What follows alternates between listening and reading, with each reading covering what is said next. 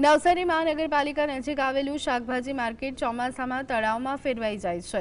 લગભગ 1 કલાક વરસાદ પડે તો પણ માર્કેટમાં પાણી ભરાઈ જાય છે અને તેને કારણે વેપારીઓને ધંધો રોજગાર કરવામાં તકલીફ પડે છે।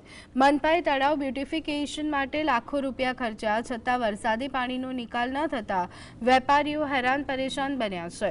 પાલિકા કર્મીના કામગીરી સામે રોષ જોવા મળી રહ્યા છે।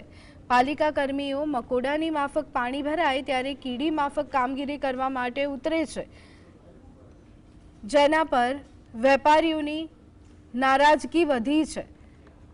મનપાની ગોકળ ગતિએ કામગીરી સામે શહેરીજનોમાં આક્રોશ છે।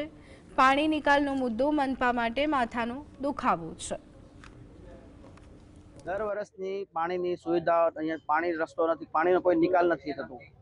અમારે નવસારી મહાનગરપાલિકાને વિનંતી છે કે અમારે આ પાછળના ભાગના દુકાનો છે, લેક લેવલમાં દર વર્ષે કસ્ટમરોને તકલીફ પડે। પાણીની 2 કલાક વધારે પાણી ભરે તો દુકાનોમાં પાણી ભરાઈ જાય છે। મહેરબાની કરે અમને આ પાણીનો નિકાલ કરી આપે। અમારા માઇનોર ખાતા કામગીરી કરી રહ્યા છે સાહેબ। મકોડાની જે પાણી ચડેલું છે, કીડી જેમ ઉતરી રહેલું છે, આ 5 થી 6 જગ્યા હોલ એ મોટા હોલ ખોલ્યા છે। હાલ પાણીની કામગીરી કરવાની કામગીરી ચાલુ છે।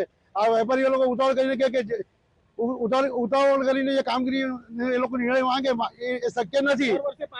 દર વર્ષે આ તો કુદરતી વરસાદના કારણે થતી સમસ્યા છે। નગરપાલિકા થતી જેટલી નગરપાલિકાથી થતી કોશિશ ચાલુ છે એ બને ત્યાં સુધી કલાક 2 કલાકના અંદર પાણી ઉતરી જશે।